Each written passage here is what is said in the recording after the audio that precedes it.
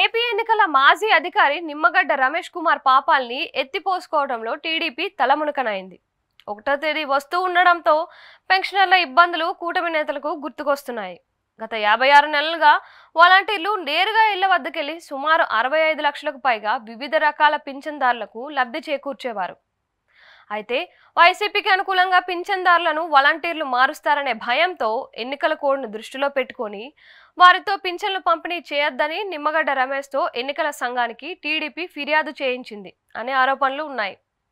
TDP ఆశించినట్టుగానే కేంద్ర ఎన్నికల సంఘం నిర్ణయం తీసుకుంది. వాలంటీర్లతో పింఛన్ల పంపిణీ అడ్డుకుంది. ఈ నేపథ్యంలో మండుటెండలో సచివాలయాల వద్దకెళ్లి పింఛన్ సొమ్ము తీసుకోవడానికి వృద్ధులు, వికలాంగులు ఇబ్బందులు పడుతున్నారు. ఈ క్రమంలో 33 మంది మృత్యువాత పడ్డారు. ఇదంతా టీడీపీ నెత్తికి చుట్టుకుంది. టీడీపీతో పాటు కూటమి పార్టీలపై పెన్షనర్లు శాపనార్థాలు పెట్టారు. ఇప్పుడు 1వ తేదీ సమీపిస్తూ ఉండడంతో కూటమిలో పెన్షనర్ల టెన్షన్ మొదలైంది.